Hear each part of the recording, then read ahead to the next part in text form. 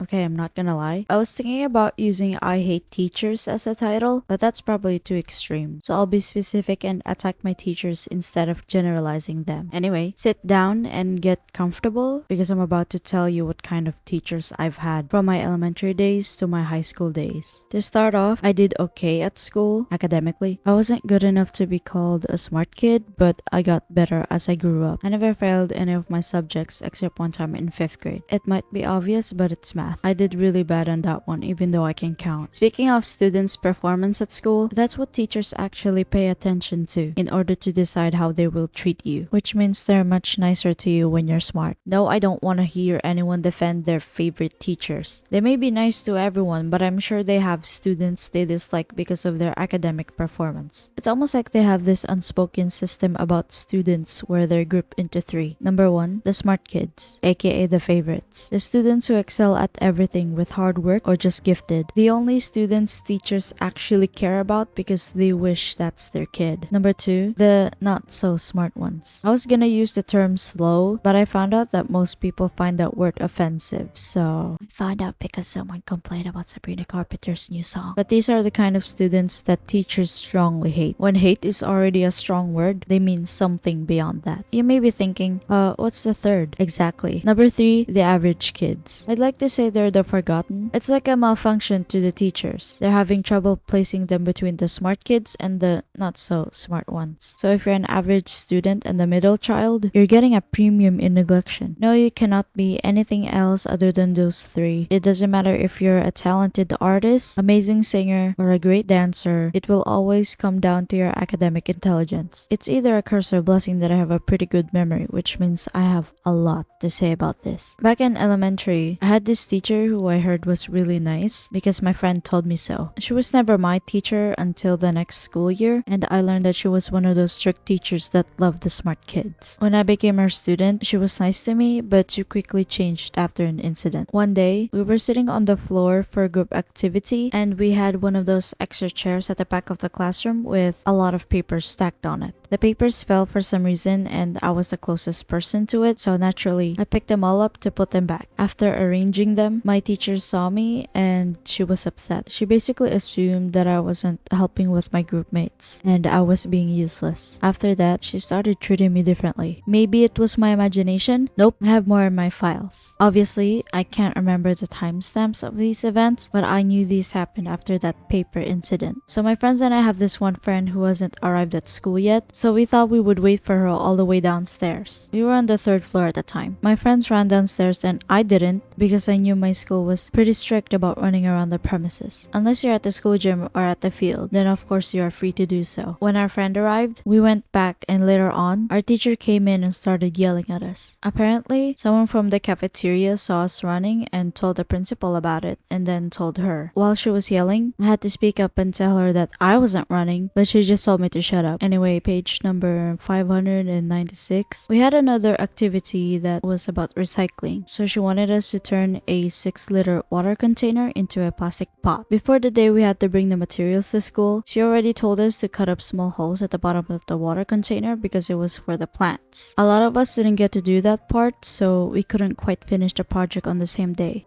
But I had an idea. I remember I saw a whole box of thumbtacks, not sure what it's called, but it's this one, in my teacher's storage area, and I thought that could work. So I told my friend about it and she told the teacher, and she thought that it was a good idea. Since it was kind of our free time, she called on a few of my classmates who happened to be the smart ones to go outside and start poking those holes. I was about to go with them, but she stopped me. My friend said that it was my idea, so I should come along. But she said, no, you stay here.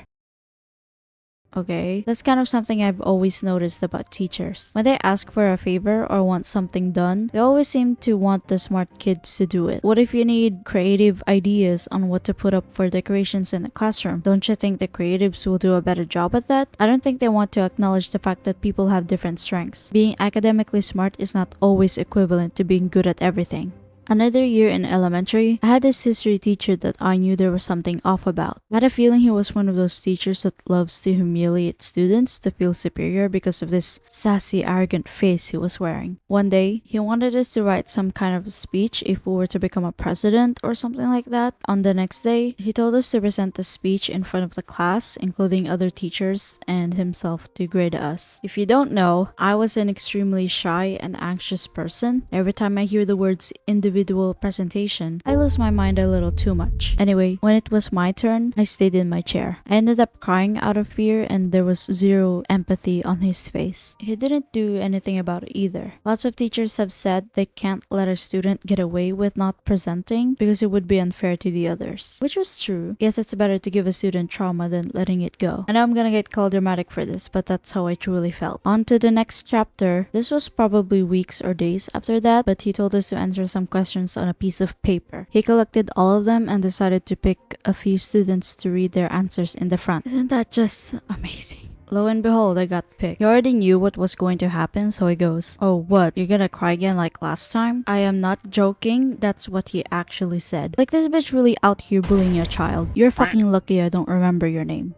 I wasn't a target this time, but I remember I had this classmate who recently got glasses because of her poor eyesight, I'm guessing. For some reason, this teacher just had to comment about it and it felt wrong. He said something like, "Oh, you have glasses now? You look smart with them." She wasn't a smart kid. It was basically trying to insult her. And yes, I was the one who was offended. Isn't it crazy that a grown man like him would act that way? Well, there's another grown man who was way worse than him, and let me tell you all about him. Another year in elementary, I had this history teacher, again, who was the kind of person who makes jokes that are actually insults. He was considered funny, cool, and even a favorite by some students. It was quite literally the first day we met him, and he already expressed some negative emotions towards me. He was walking around the classroom, introducing himself and making jokes or something. Everyone was laughing, including me. He stopped next to my seat, and he asked me what I was laughing about in a confrontational way. Everyone thought it was a joke, so they laughed, but I knew he meant it in a bad way. What kind of fucking idiot enters a room and immediately clocks in on someone to hate? I was 10. How were you beefing with me? I had a lot of problems with that teacher and I could never forget those things I've experienced. Let me just quickly pull up these files regarding this teacher. Alright, first, he implemented this thing that we should do every start of his class. He wanted us to present important news articles individually to discuss and to encourage us to watch the news. He made a schedule for us when we will be presenting, and luckily, I had like a month to prepare for it, which means I got to witness how he treated my classmates. It wasn't a surprise that he loved the smart kids and passionately hated the others. I remember he wanted us to include important details such as date, location, whatever, and I noticed that he lets the smart kids get away with not including those. Obviously, he was raging when the others did it, including me. I can't remember what I presented, but he was trying to make me stand as long as possible by bombarding me with questions. I remember a few of my classmates were trying to help me, but he was shushing them, and I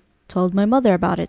Call me a snitch, but he was enjoying it a bit too much. Also, I don't tell my mother stuff like that a lot, so give me a break. Oh, and that's not all. I haven't presented you with the cherry on top yet. This was months later. We were once again on the floor, the second day of doing a project. The only thing I remember was we needed to make something like a traditional house using popsicle sticks. But one of us had already made one, so they just brought it to school. This teacher came in and sat next to me and goes, "Oh, what's that?" He asked all of us. I was gonna answer with just one word, yet he stopped me by hitting my shoulder. Not punch, not slap, hit. I'm pretty sure he did it hard because I remember it stung. He even gave me a death stare with its beautiful shining eyes. My group mates saw it and it never really said anything. One of them asked what happened, but I also didn't know. To this day, I still have no idea, but I'm pretty sure he was just itching so hard to hit me because he didn't know how to express his anger. You're not lucky this time because I remember your full name. Obviously, I told my mother about that one, and she said she'll talk to that teacher considering in the next few days our report card will be distributed. And here's what's shady. The next school day, my homeroom teacher got mad at me because I told my parents first about him instead of her. Like this bitch for real just said my parents aren't allowed to know these things. It was like she's trying to protect the non-existent reputation of the school when 6 years later, she doesn't even work there anymore. One last story about these piece of shit. About 3 months before the school year was ending, he announced to everyone that he will be be resigning when the year ends and we won't see him at school next year. He even made this bitch ass goodbye video of multiple pictures he took with some sad music in the background. After that fake ass drama, he wanted to take a picture of all of us with him in the middle, just like a class picture. We all went in front and I decided to sit at the very left because why would I be next to him? He set up his phone and took the picture and posted it on Facebook. I saw the picture on my feed probably days after and I saw that I wasn't in the picture. Honestly, I'm not complaining. He knew what he was doing and I know exactly what he was doing as well. Aren't you just so smart? I tried to look for his account with the power of the internet to see what he's up to, and oh, would you look at that, it's private. Too bad your school posts about their teachers there. Okay, obviously I don't plan on exposing him. I just wanted to see how he's doing because I'm such a smart and kind student that he treated like his own child. I actually saw him on TikTok a few years ago trying to keep up that funny teacher act. How does it feel to be a teacher who treats children differently depending on their intelligence? Are you proud of yourself that you got to express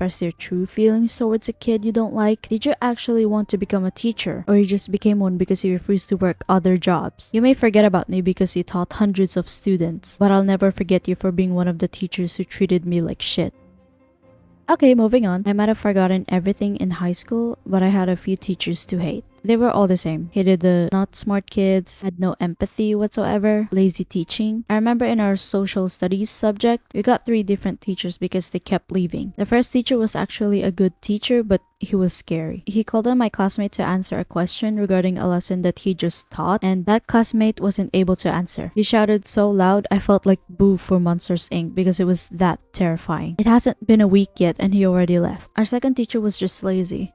Oh, probably because she was pregnant. Oops. So she got replaced by someone lazier. The third teacher spoke like sadness and was really quiet and boring. I thought I was the only one who was really unmotivated to listen to this teacher, but turns out most of my classmates were as well. I never thought I would sleep during class because I don't ever want to get in trouble, but I did, and she did nothing about it. My Jo was already sitting near the front. There's no way she'd miss me. She also seemed to be negligent about misbehaving students, so she truly just doesn't give a flying f about us. I felt bad about her this one time though. She told us to come to the library to do an activity, and apparently someone had been tapping her shoulder and pretending that they didn't to make fun of her. We never knew who it was, but we had some suspects. Well, I'm not a teacher, but I have some advice for them. 1. Do not become a teacher when you don't like kids. You do realize that becoming a teacher means you have to work around with kids. Even if you're teaching high school students, they are still children. I don't think you should be around them if you're emitting negative energy all the time because of your discomfort. Is it the lack of available jobs that you decided to become a teacher? To terrorize these little kids with your nasty attitude? Don't care, please quit the job. So you need a lot of patience to become a teacher. Just like having your own kids, you're gonna end up losing your mind a little bit unless you have this much patience. At least these kids are not yours, so chill the fuck out. 3. Be more empathic with kids who struggle with school. Yes, I am speaking from my experiences. School gave me a hard time with my confidence, and every year I just anticipate the embarrassment I will face that is inevitable. Nobody really cared about mental health stuff at that time, so everybody just says that you're just being dramatic and fussy and a crybaby and unbearable. Even until now, people will only take you seriously if you have visible scars or legal papers that show you've been professionally diagnosed. You're not mentally ill, you don't have proof. 4. It's okay to put low effort on your lesson plans, but please teach better. I don't want you going back and forth on your little book without any visual aids or any writings on the board. Speak louder and clearer, and stop giving us too many tasks that requires to present your lessons as a way for you to not teach us. We know what you're doing. Occasionally doing it is fine. Just know when to stop. 5. Chill the fuck out. Don't give us attitude just because your previous class pissed you off. Control your fucking emotions. The class hasn't even started and you're already pissed off. It's like parents deciding which mood to set in the house because they think the world revolves around them. Special mention to those teachers who compare students regarding intelligence and capabilities. You've really taken the whole second parent thing too seriously. To those teachers who are way too religious that they're forcing it upon you. Considering I don't really participate in church stuff, this one gave me a massive headache. To those teachers who constantly try to get everyone's attention. You see one student that's not looking at you and you immediately call everyone out for not listening. My god, I'm begging you to continue the lesson. I don't want to hear any lectures I've heard over 100 times telling me I should have my full attention to the teacher. Do not do anything on your table, sit up straight, and be participative.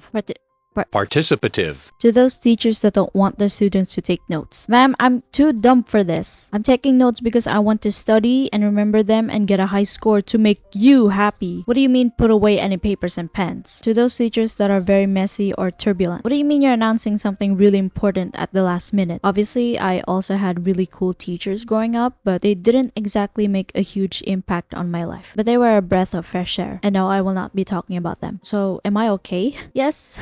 I sure was tortured mentally at school, but you know what? It passes. I don't really know how to feel about these awful teachers after many years, but I know what I'm feeling is not good. Oh, just casually living with these memories that I think about every year because it's stuck in my head. But it's all good. Just carrying some baggage. A huge fuck you to those teachers though. You made school a living hell for me. Despite how they treated me, I never disrespected them. Not that I should have, but I'm sharing that people shouldn't be petty and try to get even with those kinds of people. You're better off wishing for their downfall. I'm joking. But I'm really not. Truly though, if you're having a tough time at school, don't worry. Life is not all about school. Whatever happened there will never define you. They will all end up as a funny or embarrassing stories to tell the people you meet in the future. So chill out. You can take a break if you need some space. Just maybe ask for permission. If you're failing at school, it's okay. Just don't rot in your room and go pick up hobbies and have something in your life that motivates you to keep going. You may not be good at school, but at least you are good at something, and that is enough.